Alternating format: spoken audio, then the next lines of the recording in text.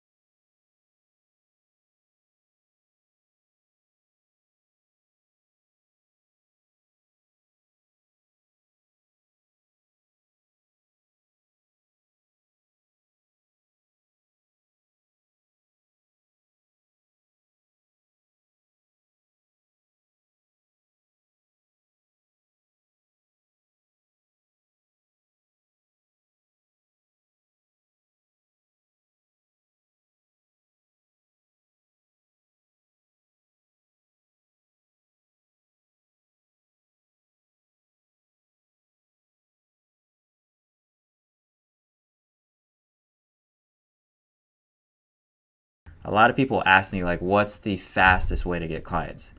Well, the answer is to spend money, right? To run ads, because when it comes to marketing, you either have to spend time or you have to spend money.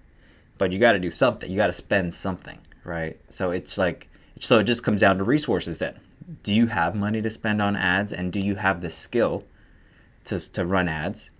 If you do, ads would be what I would recommend, right? You have to have a skill though, because running ads is an effective way to get clients, but it's also a really effective way to burn money and like lose money if you don't know what you're doing. So if you have money, that's great, but you should also get the skill so that you just don't blow a lot of money on ads that aren't working. That's why I have a whole course on ads in my community. If you don't have money, that's fine, but you got to spend time, right? So that way, but either way, it's going to take some effort to get the clients in the door, right? So you got to spend time. So some people recommend handing out business cards. I've never done that. What I've done is, from the beginning, like I said, focus on Google, and then you ask for referrals, and then you can reach out to people on Instagram too for free. There's ways that I cover how to do that in my community as well. So you either got to spend time or you got to spend money when it comes to marketing. But the fastest way, if you know how to run ads and if you have money and you're going to retain those clients when they do come in so that they turn into long-term customers, is ads. That's the strategy I would recommend. If you don't have good retention, you may not want to think about running ads, because you're just basically paying for somebody to come in the door, and then they come in once and you're never going to see them again. So I don't know about you guys, but I mean, it costs us quite a bit of money to get clients in the door for the first time. So we don't really make our money back unless they've come back like 3 or 4 times. So we're kind of losing money on that first visit. So that's why retention is the game here too. It's okay, it's great you got a client in the door, but okay, now you got to keep them coming back. Otherwise, you're never going to make your money back if you're spending money on ads to get them in the door. All right, so I'll share my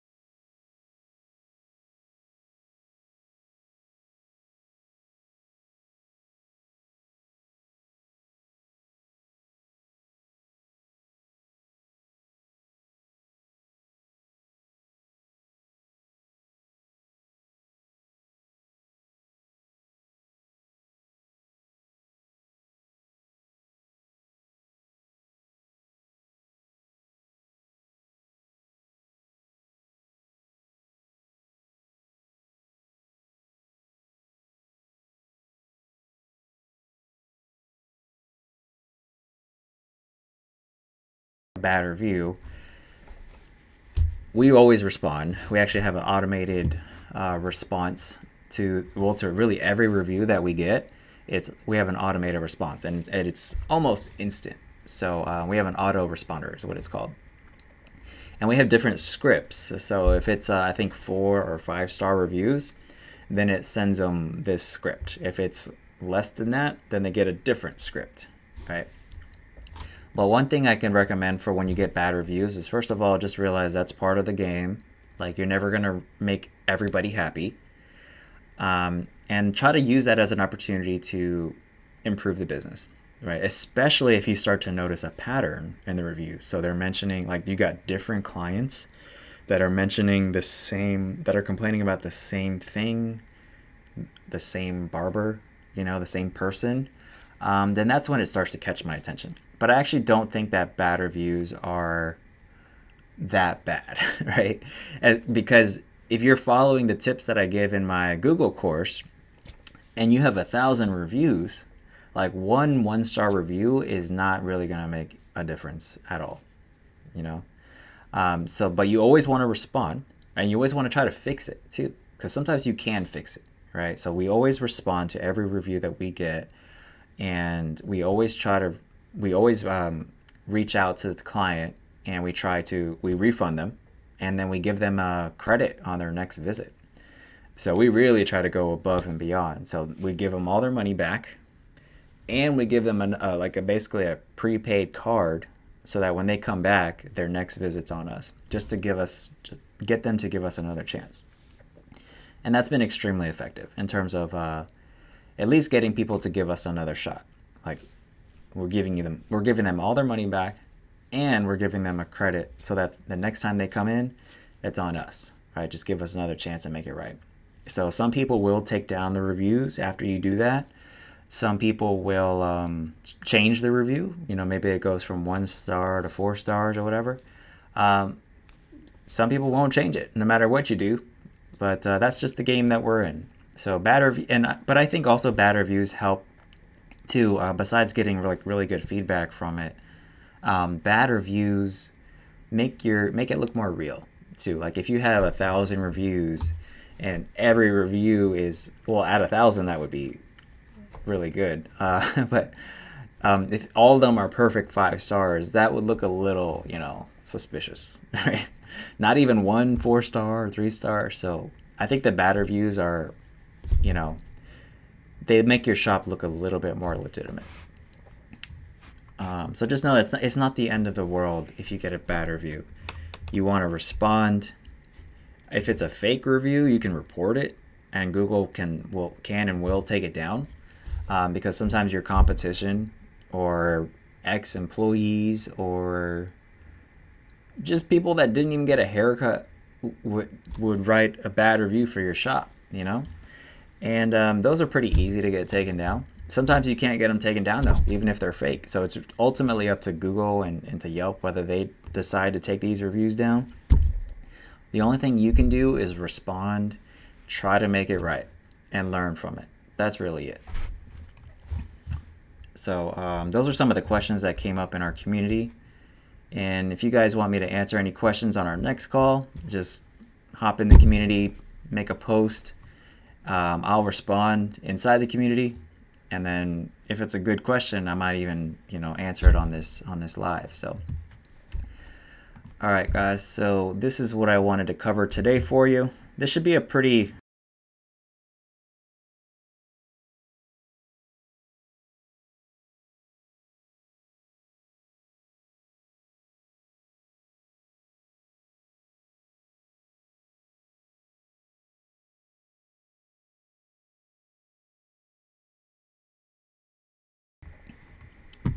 and then we'll answer some questions at the end, so I'm sure you guys will have some if I have time. All right, let me just change this real quick. And if you have questions, feel free to type them in the chat now. I'm just not going to answer them till after I'm done with this video for you guys. Where is this? Okay, I don't remember how to change this text right here, but it is a Q&A technically, but this text I just don't remember how to change this. So we'll just leave that. We'll just leave that right there. All right, so one of the questions that I get asked pretty frequently by newer barbers and newer barbershop owners or people that are just unsure of their business model is what's better, appointments versus walk-ins? What's better for barbershops? So in this video, I'm going to try to explain the difference because we've done both.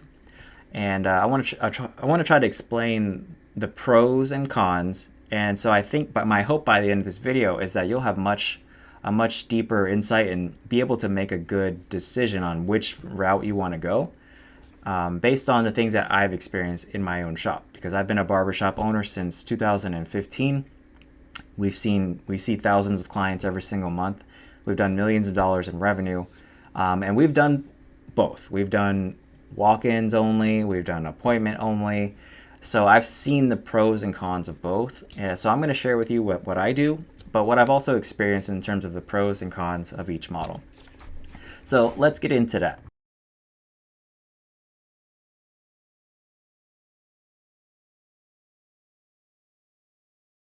The coolest things about being appointment-based is, I think, one of the biggest advantages, which is the data. I mean, you can collect data being a walk-in based shop, like for sure, but there's some shops out there that are just like really old school, where you walk in, there's no computer system, there is just like a clipboard, like one of these, you're just like, the shop that I grew up going to, it was like that. You walked in, right? There was no appointments. You walk over to the clipboard, you write your name. If you had a specific person that you wanted to wait for, you write their name down, and then you sit down and wait. And then it could be 10 minutes, it could be 2 hours. You never know, right? So I would bet you guys that shop that I grew up going to probably has very little data on their customers. And I think that as a barbershop owner, if you're not going out of your way to collect data on your clients, that you're missing a huge opportunity, because it's one of the ways that we've been able to dial in our marketing, dial in our business model, right? Because we use that data, like our client zip codes, our client age, their address, their gender, we can use all that data to dial in our marketing, to dial in our messaging, to dial in our whole business, really. And so that would be a much more difficult to do if you were just a pure old school walk-in based business type of barbershop, right? Now you can absolutely collect data being a walk-in shop, but you would have to use a software to do that. If you're not using software, then you'd have to collect data the old school way, I guess. We actually used to do that too. We used to have a sign-in sheet, and we used to ask people for their name and their zip code. People are like, what the hell? And that's because we were trying to figure out, this is one of the ways you can use data. If you're asking your clients for their zip codes, if you ever plan on moving your barbershop, or if you ever plan on opening another barbershop, it's super helpful to know where your clients live, right? Hard to do that if you're not collecting that data.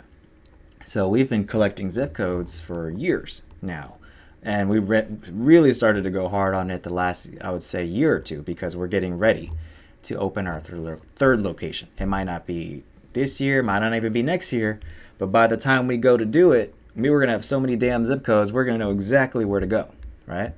Because I want to go somewhere where we already have clients. I'm not going to try to go somewhere where nobody knows who we are. So data, big pro for being appointment based.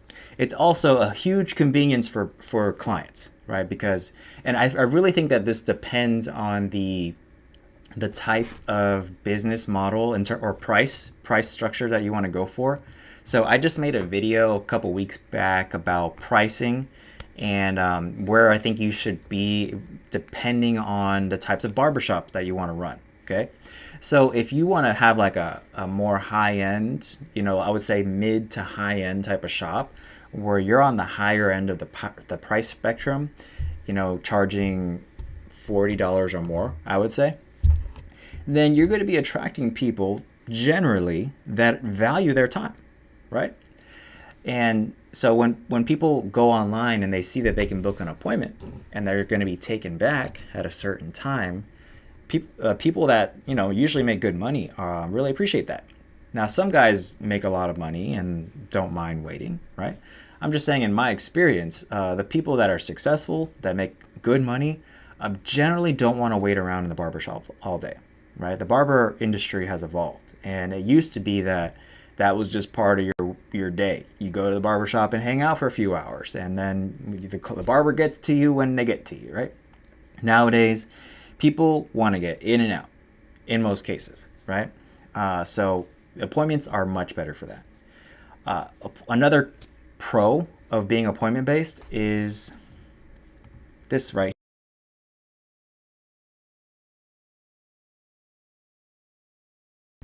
It's really cool as a barber to be able to just walk in one day and just know that you're good today, right?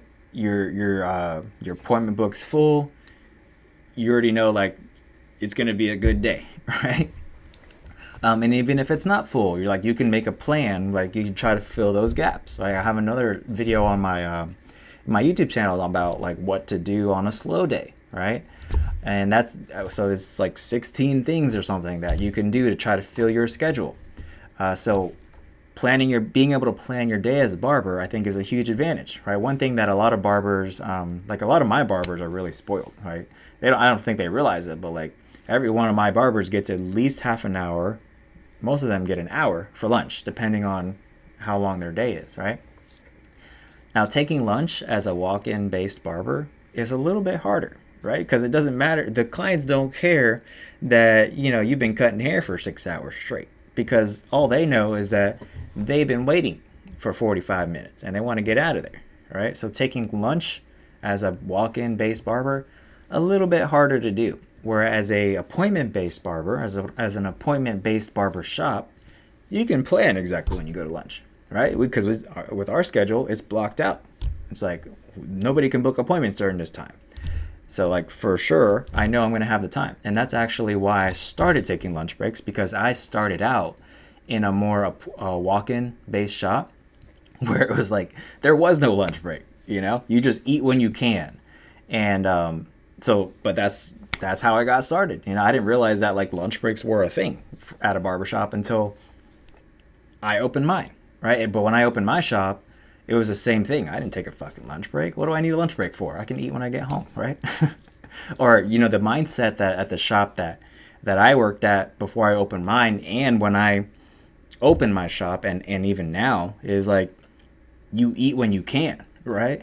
And then if you get to use your lunch break, great. But if somebody walked in right before my lunch break, I'm going to take that guy because I already ate, So, but lunch breaks are also a good opportunity to catch up. That's actually why I started taking lunch breaks as a barbershop owner, is because that was my one time of the day that I could actually work on the business. Or if I was falling behind on my appointments, like I used that lunch break as a time to catch up, but I didn't use it to eat.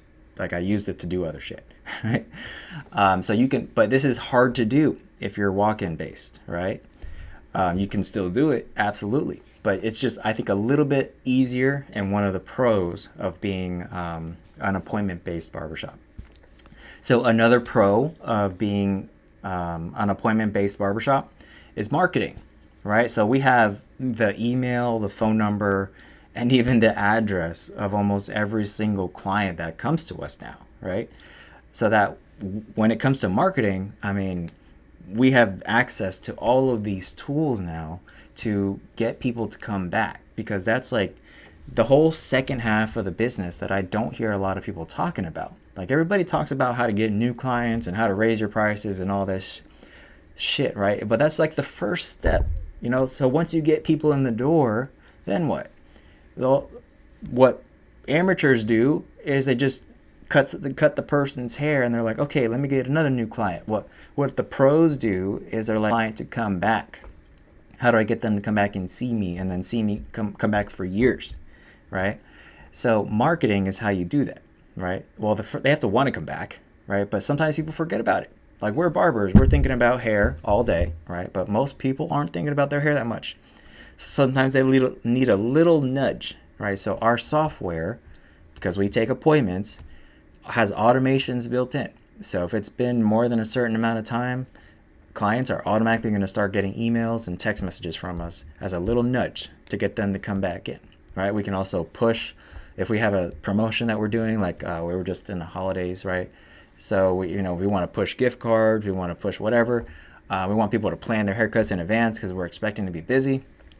All that can be done if we take appointments because we have access to all that data. Can you do that with walk-ins? Absolutely. But again, you need a software to do that.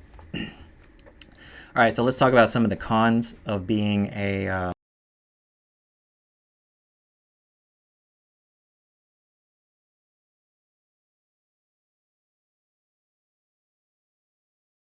for people that are don't want to do appointments is the no-shows, and that is the reality of taking appointments as a barbershop and as a barber. Like, you're gonna have no-shows, right?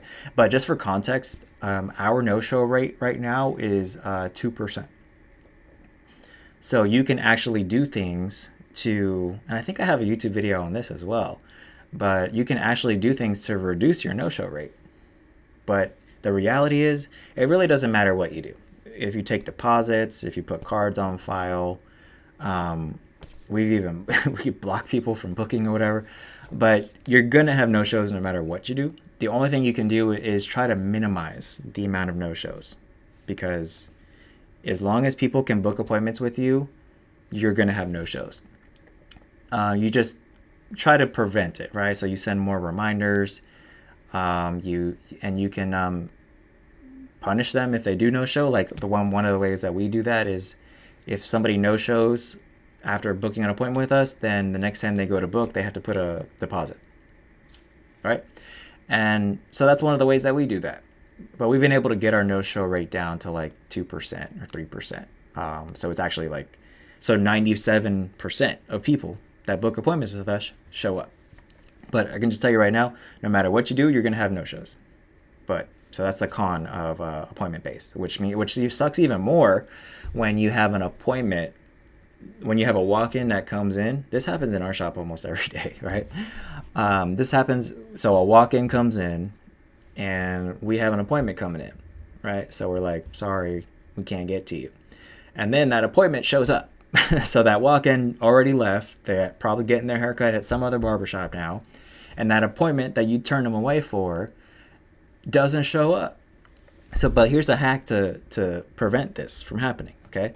So what I've been trying to remind my barbers to do recently is when a walk-in comes in and you're fully booked, instead of saying, sorry, I'm booked, say, I have an appointment coming in soon, but if you want to hang out in the lobby, if that person doesn't show up, then I'll take you back, right? So that way you have some insurance, because the walk-in is a sure thing. We don't know if your appointment's going to show up, right? The walk-in's right there, ready to get his hair cut. So that's one way. So you give the appointment a few minutes. If they don't show up, you take that walk-in back, right? The only thing that sucks is if that appointment does end up showing up, right? And then that's when you have to decide, are you going to still squeeze them in? Or are you going to tell them to reschedule? Or are you going to have one of your other barbers take them? But that's one way that you can actually prevent or soften the blow of no-shows is when you do get that walk-in, just tell them to hang out, grab a drink, If somebody doesn't show up, we'll take them back, instead of just turning them away and then that appointment doesn't show. That sucks when that happens. Probably another big con of being appointment-based is that there's time pressure, is what I call it, right? Because when you're a walk-in based shop, and some of the more high-end are like franchises and stuff, they're more walk-in based, and they're getting timed on their haircuts, but they don't really. It's not the same as when you are appointment-based, right? When somebody books an appointment with you as a barber, you're basically agreeing to this little contract saying that I'm going to be available at the time that you booked, right? And when you run behind a few minutes here and there, not a big deal. Most clients don't care about that. But when it's like half an hour or more behind, clients start to get pissed, right? They got things to do, and they probably, one of the main reasons that people come to us is because we're appointment based. And that's like one of the, if you're not even, if you can't even do that, I mean, you're just like breaking trust in the client's mind, right?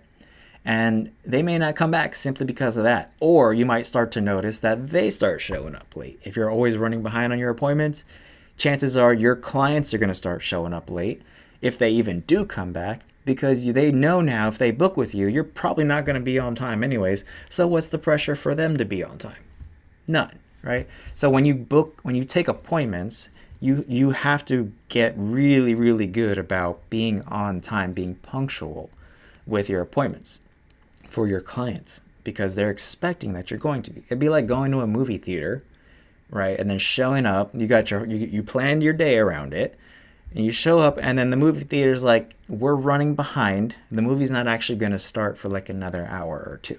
That would piss you off, right? But that's what barbers are doing to clients all day, every day. So that's one of the cons of appointment based. If you're not good at getting your haircuts done in a certain amount of time, you may not want to be an appointment based shop, right? So something to consider. And it can also be, this is another thing, but it can be a little demotivating to new barbers, right? Because especially new barbers, like new to the industry barbers, because if you take appointments, chances are your new barbers that you just hired are going to start, they're going to show up on their first day, it could be for their first few weeks or months. And they might have like nothing going on their schedule, right? Now I don't get worried about it now, because I know that a lot of people like book the same day at our shop. So it's actually like a good thing to have some people that have availability on the schedule. But most barbers want to walk in, I think, and see that they're good from day one. If a barber walks in and sees nothing on their schedule, then they get demotivated, right? They get sad. They're like, oh, what am I going to do? I'm not going to make any money today.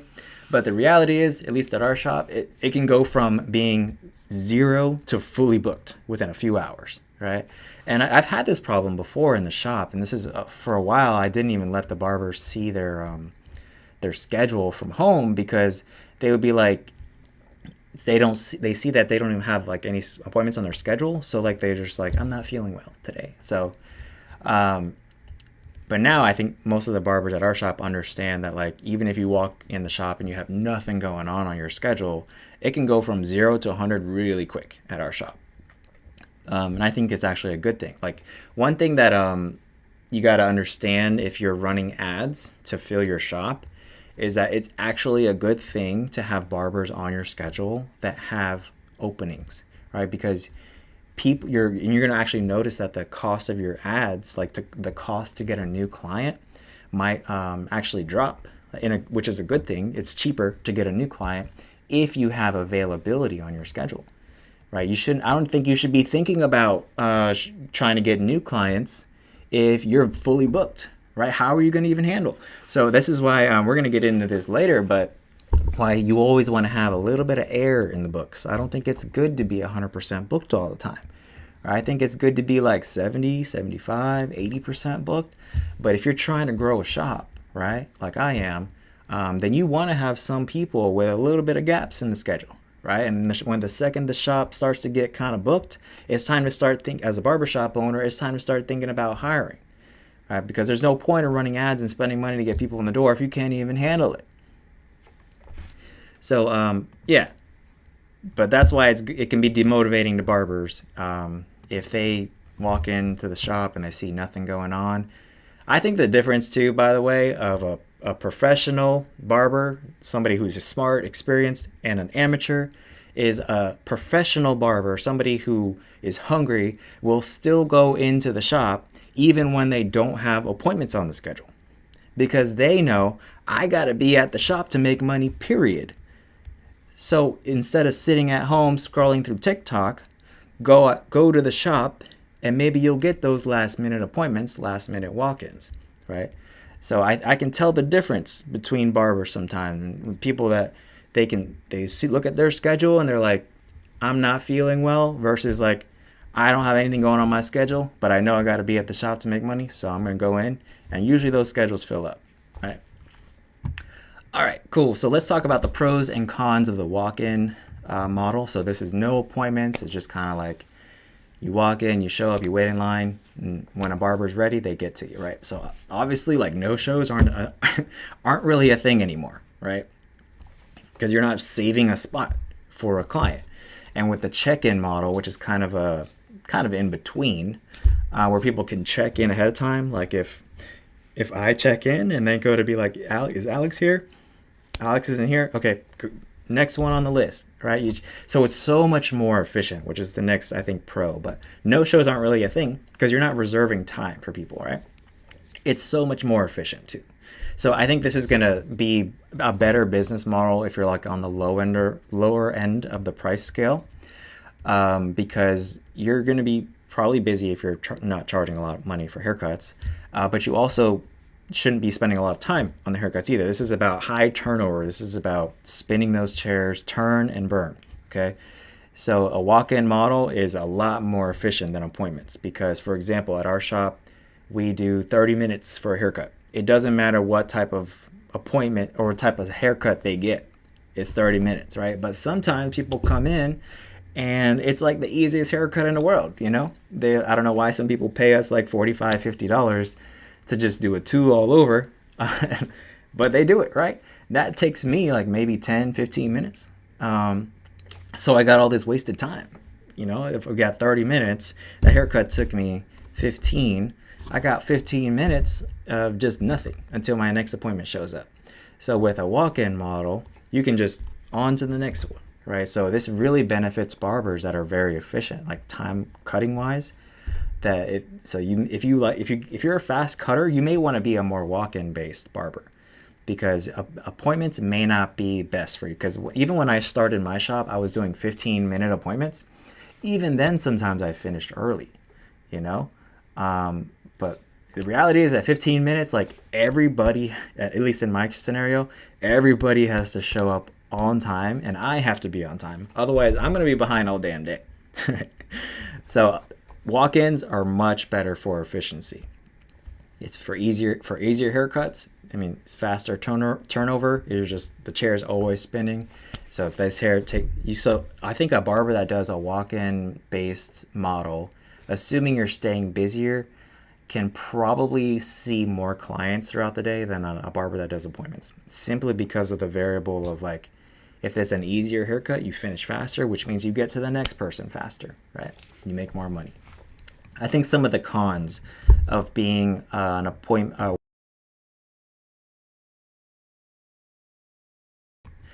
So what this means is like people are just gonna show up whenever the hell they feel like it, right?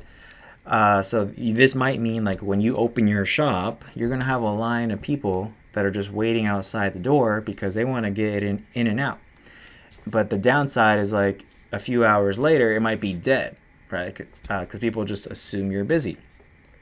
So it's going to be super unpredictable, right? You never know when it's going to be busy. You never know so this might make, unless you've been doing it for a few years, this might make like staffing a challenge, right? I don't know how many barbers I need to work today because I don't know how busy we're going to be.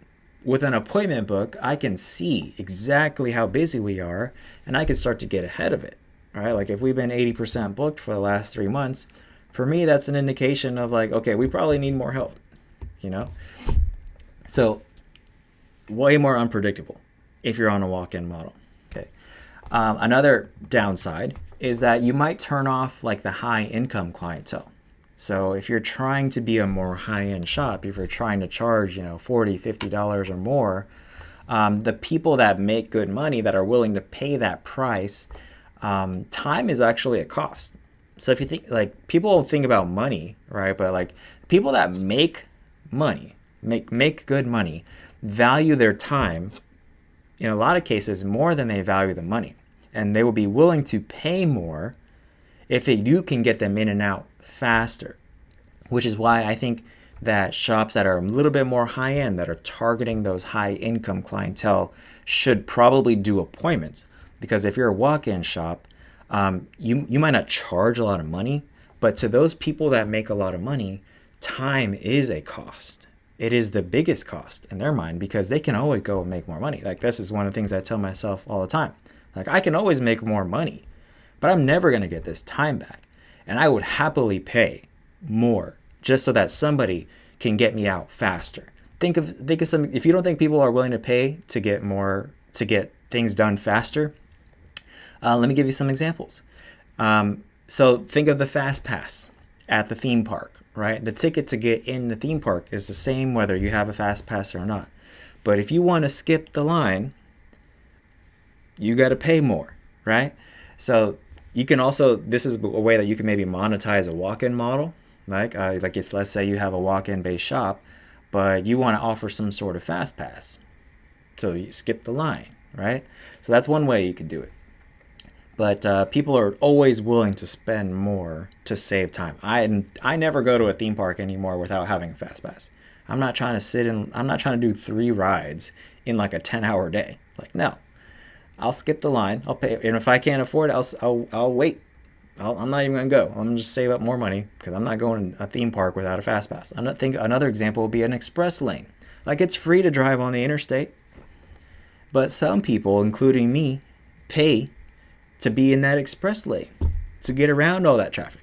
Because for me, it's worth it to get home a little bit faster, right? So the people that make good money are going to value their time a lot more than the money that they make, and they're willing to pay more. So you might turn those people off if you're a walk-in only shop. So here's my recommendation, right? So if you are because we do both, right? We've done both. We've done walk-ins only, we've done appointments only. And I think the mistake that I've made is when you try to appeal to both. So at our shop, we don't specifically set aside time for walk-ins anymore. We've tested that. We've had walk-in only barbers. We've had walk-in only hours. We've even had Saturday was like walk-in only day. It doesn't work because of the things that I mentioned, right? It's unpredictable, right? And I think that you just have to decide as a barbershop owner what type of barbershop you want, because you're not going to be able to cater to everybody. So you're either going to cater to the people that like to walk in, or you're going to cater to the people that like to book appointments, but you're not going to be able to really serve both. So, but the caveat to that is that you can do both. You're just not going to be able to do both 100% well. So what do I mean by that? So we take appointments, but we are not appointment only. Like, we're not going to turn somebody away just because they don't have an appointment. We do both, but we don't reserve time for walk-ins. That's the key. Like, if we're fully booked with appointments all day, I could care less if we can't handle any walk-ins. And I think that's a good problem to have, right? Because for me, like I mentioned earlier, I think that's a sign that, like, okay, we just need to hire more barbers. So that's how we deal with that problem. So at our shop, if we are fully booked with appointments and we can't handle walk-ins or last-minute appointments, then for me, I'm just going to hire more barbers. That's how I deal with that problem. And then you just, like I said, you want to stay ahead of that, right? So I try not to let my shop get above like 75%, 85 or 80% booked. For me, that's the danger zone. I don't want to go above that because that's when you really it starts getting stressful, right? And people start getting mad at you. You start getting bad reviews when you start getting to the point where you can't handle people, right? We just got one the other day. Somebody wrote a 2-star review, didn't even get a haircut with us. He was just upset that he booked an appointment on the wrong day and that we couldn't accommodate him the day of, the day that he was calling about, right? Because we were booked. We were too busy, right? So that's some of the shit you deal with when you have an appointment-based shop, right? But if you want help with this, one of the biggest lessons that I learned was the timing of the hiring. Right. So I personally love what we do now, which is like we take appointments. If we got openings, or we'll take a walk-in, no problem. I'm not going to turn somebody away just because they don't have an appointment. But we want to encourage appointments for the pros that we covered earlier, the data, the convenience. We can plan our day better. So if you want help with all you really got to do is just make sure that you stay ahead of it, right? So I think you never want to let your shop get like above 80, 85% booked. So you want to hire people before that happens or when it happens. And so I have a whole hiring course in my community. I'll share my screen with you. So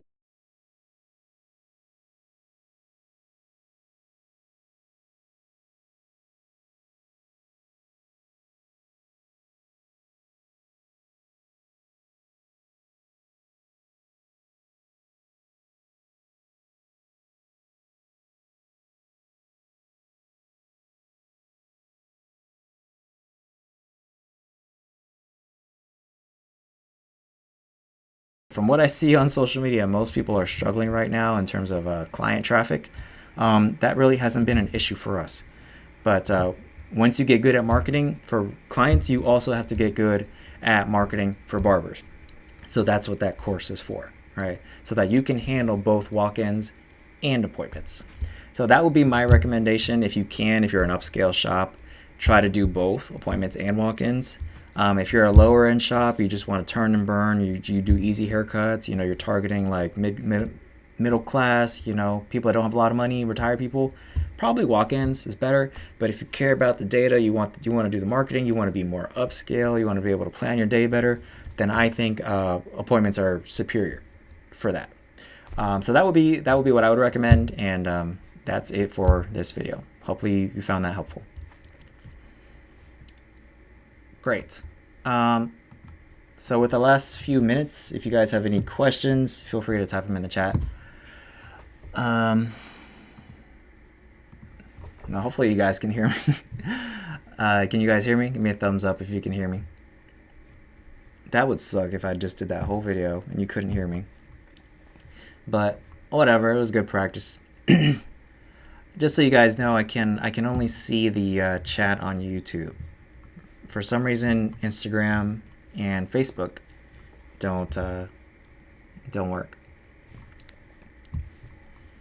So looks like, yeah, you know what?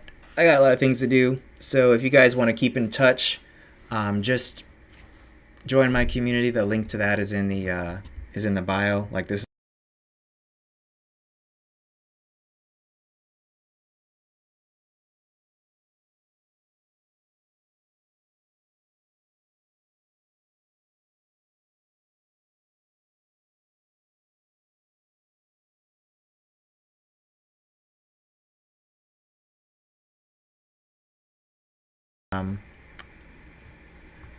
I'll see you in February.